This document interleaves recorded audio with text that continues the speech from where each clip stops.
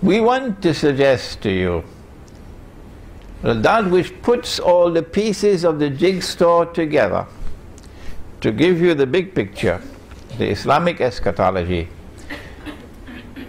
is saying to us that the time has come for the United States of America to be replaced as the ruling state in the world. And for those young students who we have here today, and there's so many of them, let us explain what is a ruling state. To rule the world as a ruling state does not mean that you have to rule every square inch of downtown Chicago and Jakarta. No! A ruling state, when we use the term, is a state whose power and dominance in the world cannot be challenged by any rival or combination of rivals. In this sense of the word, the holy state of Israel, established by Nabi Dawood alayhi salam, the Prophet David, and Nabi Sulaiman alayhi salam, the Prophet Solomon, was the ruling state in the world. And Nabi Sulaiman alayhi salam made the dua which is in the Quran, that Allah may grant that no state in history could ever rival this state, the holy state of Israel. And so came the status of a ruling state. You know about Jerusalem in the Quran, I forgot it over there, it's at the back. Jerusalem in the Quran, we explain the hadith of the Prophet ﷺ about three ruling states.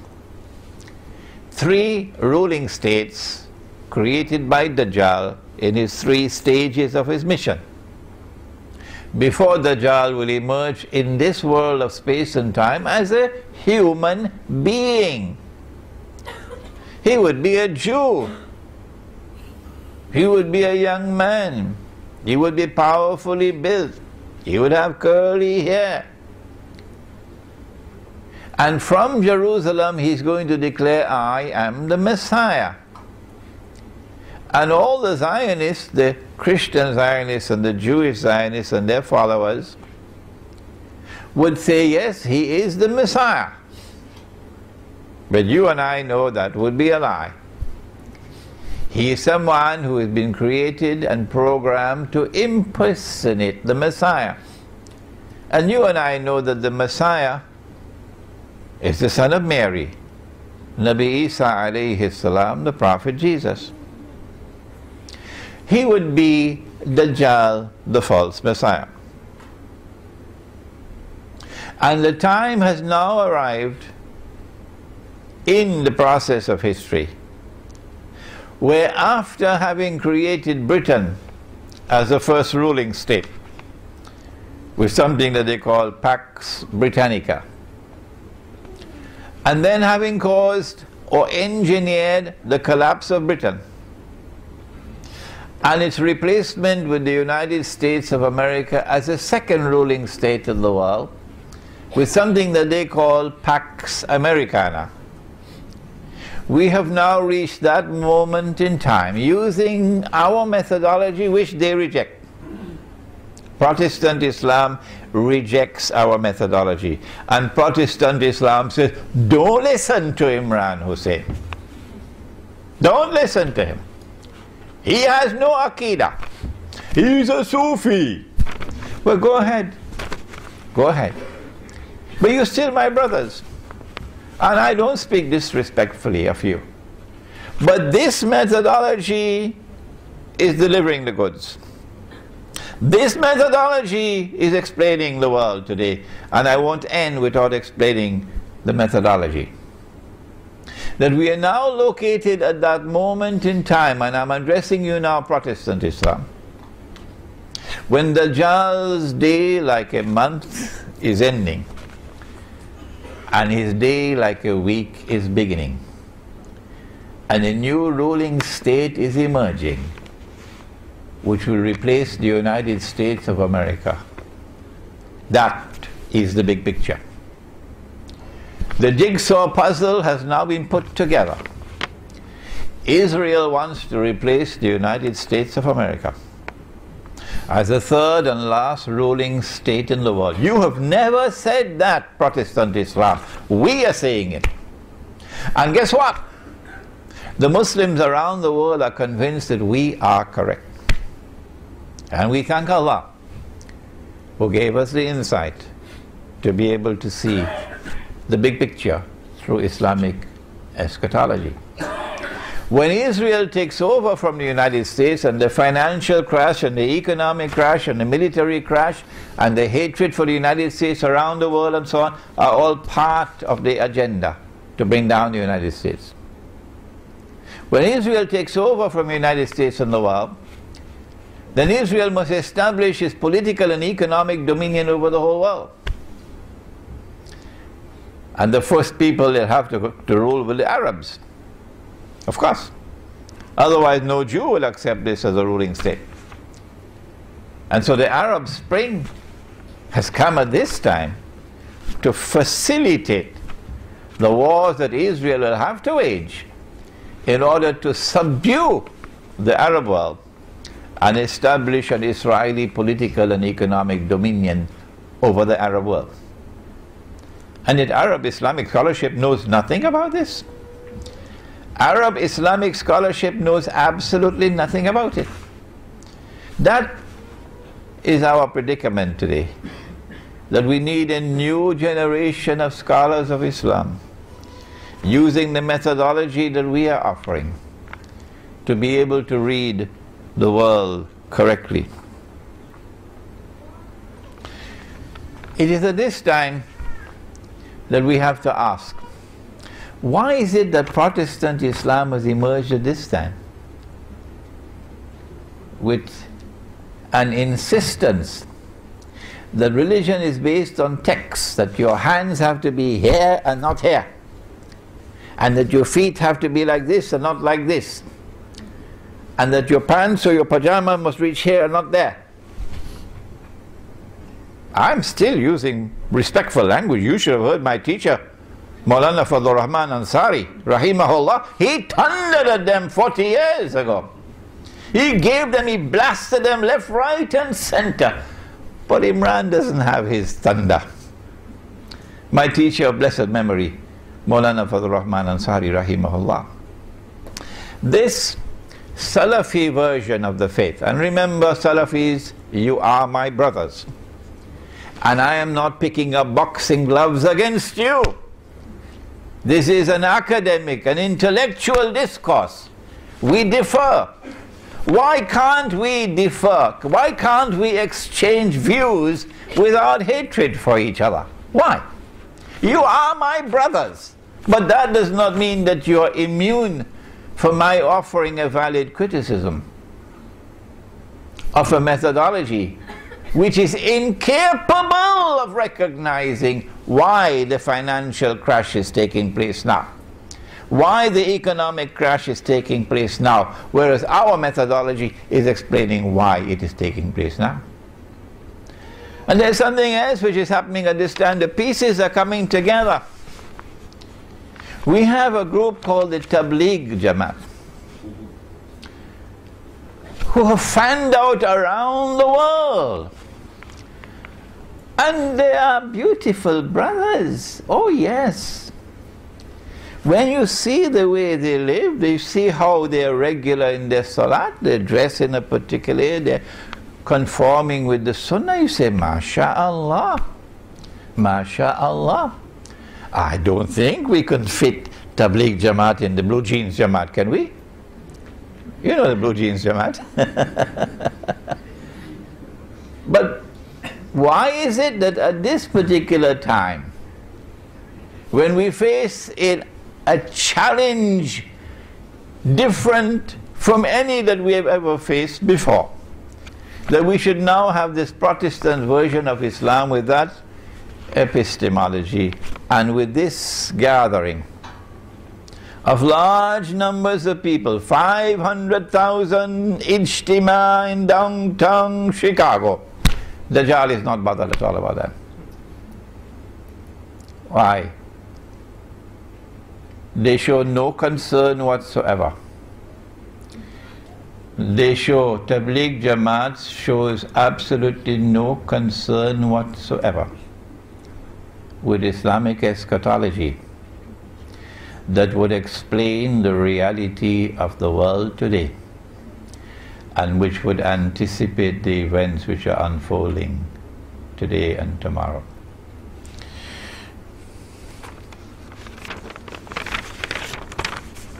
I say that this is not happening by accident, and it is time for us to deliver a wake-up call, lovingly of course, not with boxing gloves, to all those who are members of the Tabligh Jamaat, the only Jamaat in the world, incidentally, which has closed the doors of the masjid to me wherever in the world I have gone. I cannot go into a masjid controlled by Tabligh Jamaat to teach them that which they do not know. And they don't have the teachers to teach it. Most of the Salafi masjids are the same except for, may Allah bless him, Sheikh Faiz in Sydney. Sheikh Faiz, who is the foremost Salafi Sheikh of Australia, graduate of the Islamic University of Medina. And when I was in Australia for my second visit in 2002, Sheikh Faiz came to my home where I was staying and brought a Lebanese breakfast one morning so we could sit down and have Lebanese breakfast, and then invited me to his center to give a lecture on Islam and the international monetary system. And before the lecture could take place, he asked me to come into his office. And he said to me, Sheikh Imran, I want to become your student. Those were the words he spoke to me. Well, he's such a learned man, I should be his student. Why is it? Why can't we give you a wake-up call and yet remain brothers with each other? Because your methodology is wrong. You're putting your head in the sand like an ostrich in Tabligh Jamaat and not paying attention to understanding events unfolding in the world is dangerous for the Ummah. It's like sleepwalking through history. I thought Ronald Reagan was the only one who did it. But that's what you're doing, Tabligh Jamaat. Do not be annoyed with me. Do not be offended, because you are my brothers. Now let's come to the methodology. The Prophet said, alayhi salatu wasalam, that every prophet warned about Dajjal. And the Prophet Nuh alayhi salam warned about Dajjal. But I'm going to tell you something that no one has ever said before me. Dajjal sees with the left eye, he's blind in the right eye, it looks like a bulging grip. Dajjal sees with the left eye, he's blind in the right eye, it looks like a bulging grip. But your Lord is not one-eyed. Between his eyes on his forehead is written the word kafir, kafir, kafir. And every mu'min will be able to read it, whether that mu'min is literate or illiterate. And so Ali radiallahu ta'ala anhu will be able to read it. Kafir. But Tony Blair won't be able to read it. You know, he was just convicted for war crimes right here in KL. So we sent Tony Blair to the eye specialist. Check out his eyes. Why he cannot read, this kafir. Oh, when you're sending Tony Blair, send George Bush also with him. And then the report comes, nothing wrong with their eyes. Well, then how come they can't read, but the mu'min can read? We say, and this is our viewpoint, and you don't have to accept it, is that when Dajjal sees with the left eye, this is religious symbolism at work, that he is seeing with external sight. And when he is blind in the right eye, this is religious symbolism at work, that he is internally blind. And that's why the kafir cannot read. Because when the mu'min reads, he's not reading with these eyes alone. He's reading with internal sight. And did the Prophet not say, sallallahu ta'ala alayhi wasallam, I wish I had another 1 hour to deal with the subject. He said, ittaqu firasat al-mu'min فَإِنَّهُ يَنْظُرُ بِنُورِ اللَّهِ. Fear the firasa. The firasa is that hikmah, or that wisdom of the believer, which is intuitive in nature and founded on spirituality. Fear the intuitive, internal spiritual insight or wisdom of the mu'min, because when he sees with the nur of Allah. And so this hadith is speaking about epistemology and about spirituality. The absolute imperative of pursuing the spiritual quest, so that you'll have internal nur with which to see, and so that you have a chance of walking in the path of Khidr alayhi salam. After all, it is Suratul Kahf of the Quran, which is the surah of Ilmu Akhir Zaman par excellence. And Khidr alayhi salam is different from the rest, because you'll only meet him where? You will meet him at Majma'ul Bahrain. Majma'ul Bahrain, the place where the two oceans meet. Which two oceans? Go to Imam al-Baydawi and his tafsir. The ocean of knowledge externally acquired, the ocean of knowledge internally received. When these two oceans of knowledge come together, as they did in my teacher of blessed memory, Maulana Dr. Fadl Rahman Ansari, rahimahullah, when these two oceans come together in an individual, in a scholar, and are harmoniously integrated, only then do you have the scholar who can take all the pieces together and solve the jigsaw puzzle and deliver to you the big picture. And so today we address them, Protestant Islam, and we ask you to take another look at epistemology and at spirituality, the methodology that we are offering. ربنا تقبل منا إنك أنت السميع العليم وتب علينا يا مولانا إنك أنت التواب الرحيم برحمتك يا أرحم الراحمين آمين.